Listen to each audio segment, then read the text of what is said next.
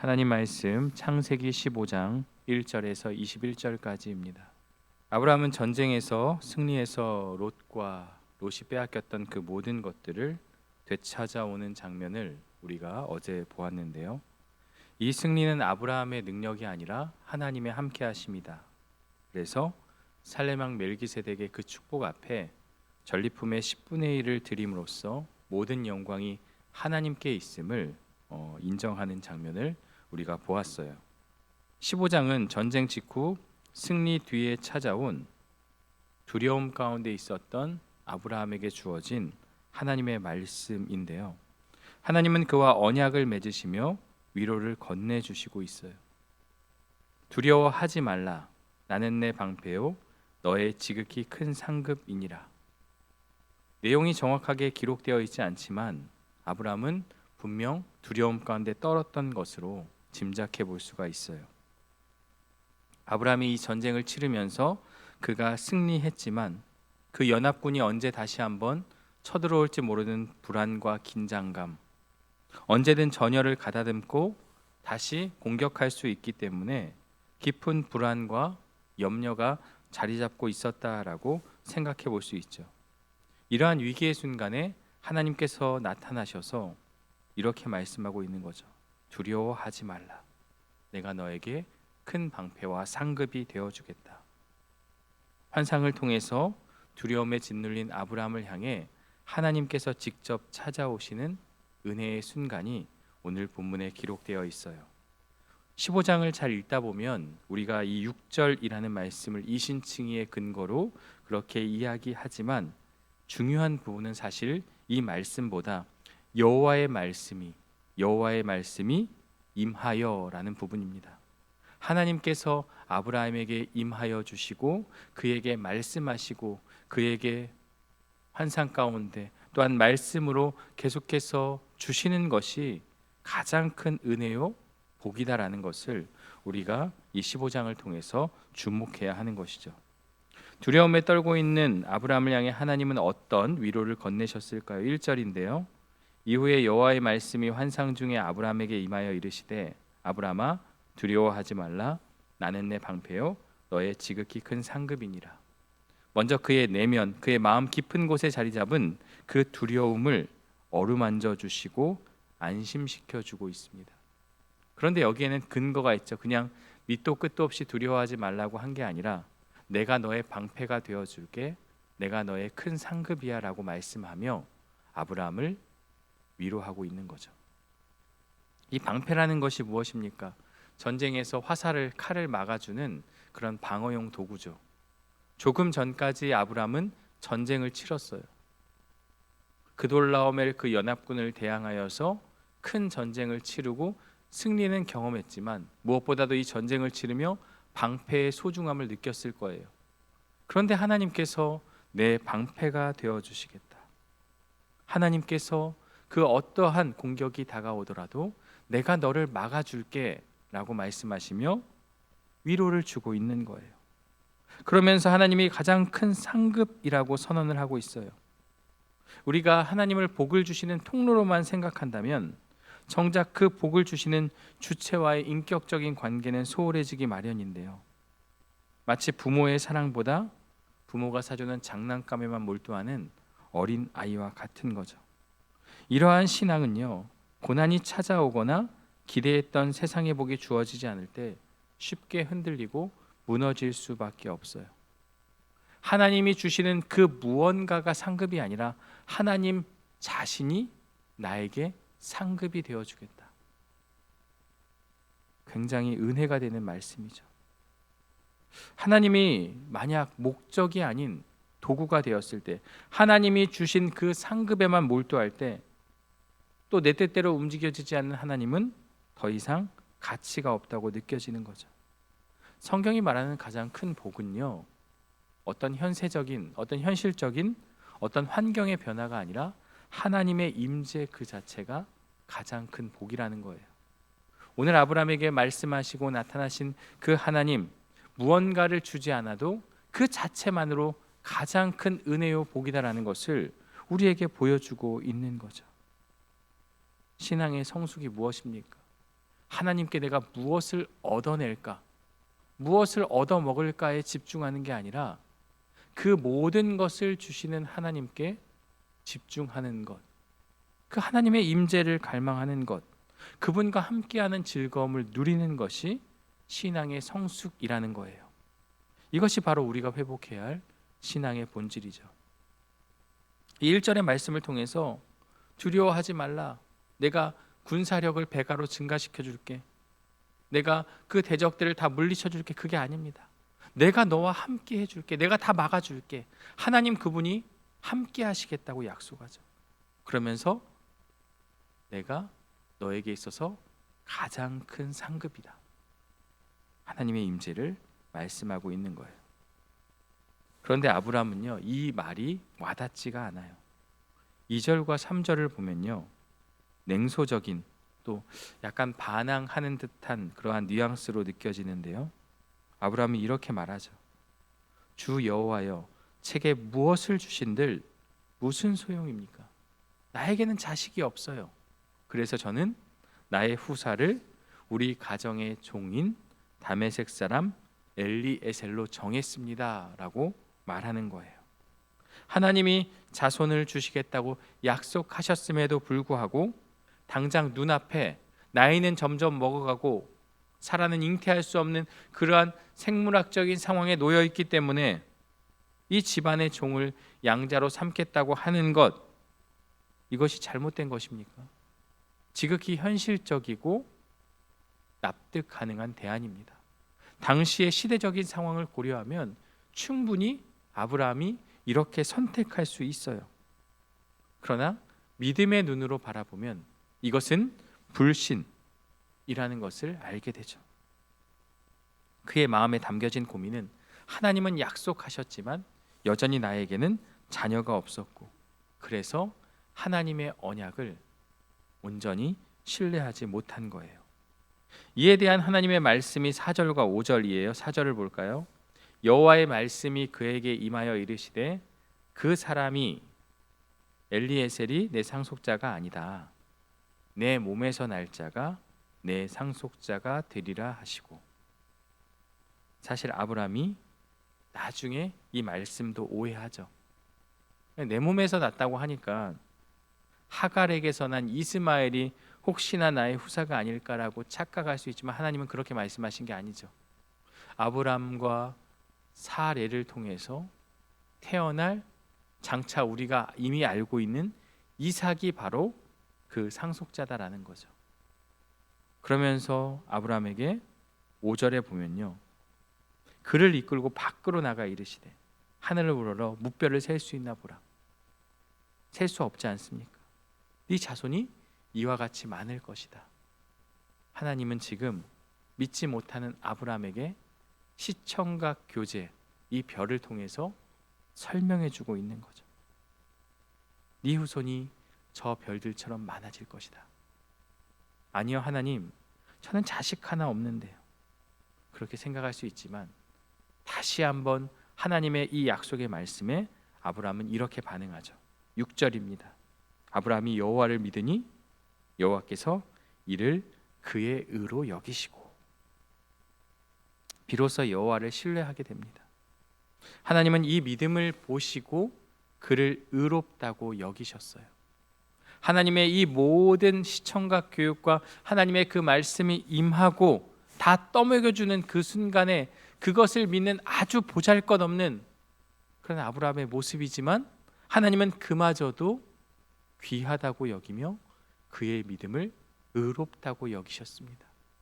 우리의 공로가 아니라 하나님의 은혜로 말미암아 이 믿음 또한 하나님의 은혜로 주어지는 놀라운 축복인 것이죠.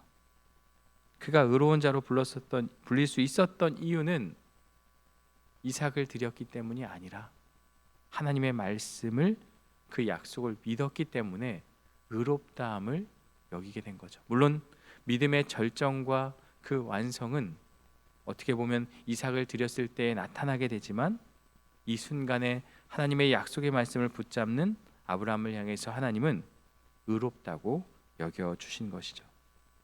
하나님은 자손에 대한 약속뿐만 아니라 또 다른 약속을 주시죠. 7절을 보면요. 또 그에게 이르시되 나는 이 땅을 내게 주어 소유를 삼게 하려고 너를 갈대아인의 우르에서 이끌어낸 여호와니라. 하나님이 어떤 분이신지를 말씀하고 있어요. 갈대아 우르에서 너를 불러낸 목적이 무엇이냐? 바로 이 땅을 너에게 소유로 삼게 하기 위함이다. 하나님의 약속은 자손과 땅이라는 두 축으로 이어져 있죠. 이 약속을 문자 그대로 보면 자손은 이삭, 그리고 땅은 가나안을 뜻하죠. 그런데 우리는 성경적인 관점, 더 큰 관점으로 성경이 말하는 자손은 장차 오실 메시아 예수 그리스도를 뜻하며, 그리고 땅은 그리스도의 보혈로 세워진 하나님 나라를 의미하는 거죠.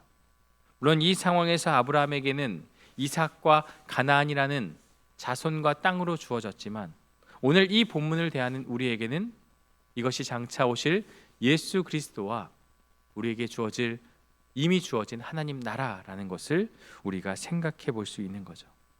그래서 이것을 믿는 사람들은요, 이 땅의 삶에 안주하지 않고 영원한 본향을 향해서 나아가는 나그네와 외국인의 마음으로 살아가는 거예요. 이 엄청난 가치를 상급으로 받았다면 일시적인 세상의 보상이나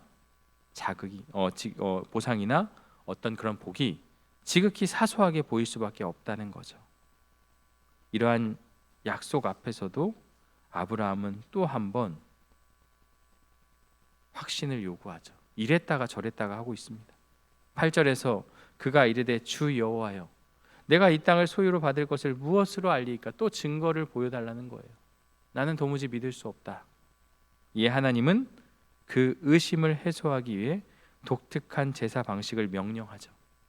9절과 10절을 보면 3년 된 암소와 암염소 수량, 그리고 산비둘기, 집비둘기 준비하라고 말씀하시죠. 아브라함은 하나님의 지시에 따라 그 짐승들을 가져와서 몸통 절반을 쪼갠 뒤에 서로 마주보게 나란히 놓았어요. 다만 몸집이 작은 새들은 쪼개지 않은 채 그대로 두었죠. 준비를 마친 아브라함은 쪼개진 고기로 솔개들이 달려들자 이를 쫓아내며 하나님의 응답을 기다리고 있습니다. 그런데 12절을 보면 아브라함은 깊은 잠에 빠지게 되죠. 그러다가 하나님께서 말씀하시죠. 큰 흑암과 두려움이 그에게 임하면서 13절에 내 자손이 이방에서 객이 되어 그들을 섬기겠고 그들은 400년 동안 내 자손을 괴롭히리니, 애굽에 있어야 하는 그러한 상황들을 하나님께서 말씀하고 있죠. 그러나 14절에 그들이 섬기는 나라를 내가 징벌할지며 그 후에 내 자손이 큰 재물을 이끌고 나오리라. 바로 하나님께서 모세를 통해서 그 재앙을 주시고 그들이 모든 것들을 주면서 나오게 되는 출애굽을 상징하고 있는 거죠. 15절 너는 장수하다가 평안히 조상에게로 돌아가 장사될 것이요 내 자손은 4대 만에 이 땅으로 돌아오리니 이는 아모리 족속의 죄악이 아직 가득 차지 아니함이니라 하시더니, 이 약속의 말씀을 주신 후에 17절에 해가 져서 어두울 때에 연기 나는 화로가 보이며 타는 횃불이 쪼갠 고기 사이로 지나더라. 타오르는 횃불이 나타나서 쪼개진 고기 사이로 지나갑니다. 짐승을 반으로 쪼개놓고 그 사이를 지나간다는 이 행위는 목숨을 건 언약을 의미하는 거죠. 만약 이 언약을 어길 경우 이 짐승처럼 비참한 죽음을 맞이하겠다는 엄중한 서약이라고 볼 수 있어요.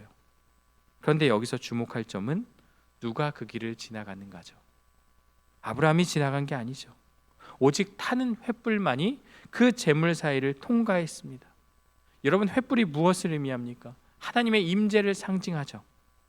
일반적인 계약이라면 두 당사자가 동시에 그것을 지나가야 마땅하지만 여기서 하나님은 일방적인 언약을 맺으십니다. 하나님께서 그렇게 하시겠다는 거예요.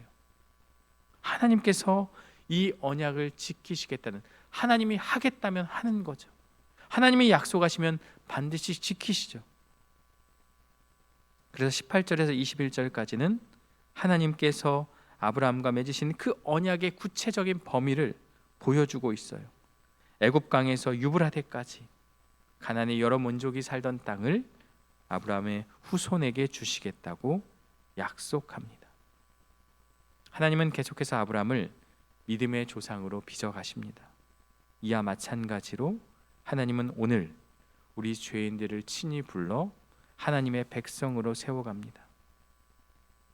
이것을 이루기 위해 하나님이 치르신 대가는 바로 희생이죠. 하나님은 우리를 자녀 삼기 위해 예수 그리스도를 십자가라는 제단 위에 희생 제물로 세워주셨습니다. 이 동물이 쪼개진 것처럼 우리 주님은 십자가 위에서 그 모든 죄를 감당하시며 죽임을 당하셨고, 이것이 바로 언약을 성취하는 하나님의 놀라운 방식입니다. 이 은혜를 깊이 깨달을수록 우리는 나의 연약함과 죄 앞에 고개를 숙일 수밖에 없습니다. 나 같은 죄인을 위해 보혈을 흘려주신 주님의 사랑에 압도되어서 이제는 나 자신을 위해 살아가는 것이 아니라 하나님을 위해 살아갈 수밖에 없는 거예요. 그래서 성도는 살아도 죽어도 주를 위해 사는 것입니다. 이것은 사랑을 받은 자의 지극히 당연한 반응이라고 볼 수 있어요. 오늘 본문의 말씀은 여기까지인데요.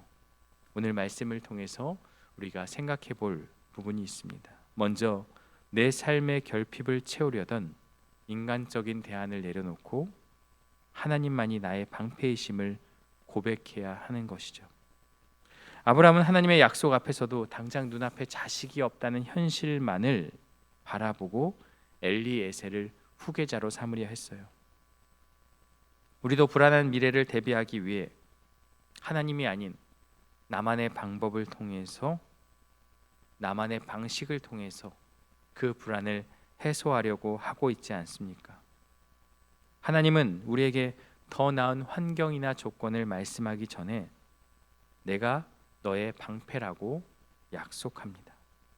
세상이 주는 안전장치는 언젠가는 무너질 수 있지만 전능하신 하나님, 이 방패는 결코 뚫리지 않음을 우리는 이 말씀을 통해서 깨닫게 돼요. 내가 하나님보다 더 신뢰했던 어떤 인간적인 계산이 있다면 그것을 내려놓고 나를 빈틈없이 에워싸고 계신 하나님의 임재 안에서 진정한 평안을 누리는 저와 여러분들 되시기를 간절히 소망합니다. 두 번째는요, 내가 잠든 순간에도 일하시는 하나님의 열심을 신뢰해야 하는 것이죠. 하나님은 횃불로 쪼갠 고기 사이를 지나가실 때 아브라함은 무엇을 하고 있었습니까? 12절을 보면 그는 깊은 잠에 빠져 있었어요. 언약을 맺는 그러한 중요한 순간임에도 불구하고 아브라함이 한 일은 아무것도 없습니다. 그저 하나님께서 행하시는 일을 지켜보거나 심지어 잠이 들었을 뿐인데요. 이것은 신앙생활에 매우 중요한 진리를 가르쳐주고 있어요. 우리가 하나님의 백성으로 살아가는 것, 이 모든 것은요, 우리의 노력이나 우리의 깨어있음 때문이 아니라 우리가 잠든 순간에도 쉬지 않고 일하시는 하나님의 신실하심 때문이라는 사실이라는 거죠.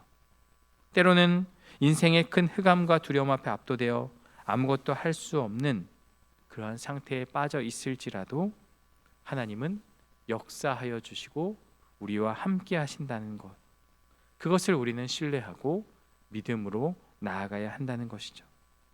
내가 이대로 괜찮을까? 하나님이 나를 잊으신 것은 아닐까? 이런 생각이 들 수 있어요. 하지만 우리는 무엇을 기억해야 합니까? 아브라함이 깊이 잠들어 아무런 힘도 보태지 못할 때 횃불이 지나가듯 하나님은 우리의 무력감과 우리의 불안과 염려와 상관없이 그분의 언약을 신실하게 지키고 있음을 오늘 우리에게 말씀하고 있습니다. 나의 어떠함이 아니라 졸지도 주무시지도 않으시며 내 인생의 쪼갠 고기 사이를 지나가시는 하나님의 그 열심을 믿으시기 바랍니다. 그분이 시작하셨기에 반드시 끝을 맺으시기에 나의 방패가 되어주고 지극히 큰 상급이 되어주시는 그 하나님을 신뢰하는 저와 여러분들 되시기를 주님의 이름으로 간절히 축원합니다. 함께 기도하겠습니다. 하나님 아버지, 감사합니다.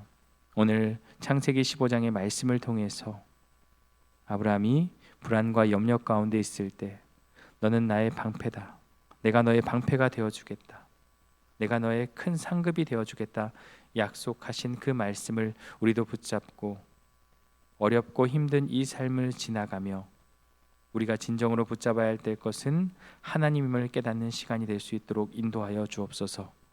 현실적인 대안과 인생의 경험들을 통해서 하나님이 아닌 그것들을 신뢰하며 그것을 대안으로 붙잡는 우리들의 모습을 마주하게 됩니다.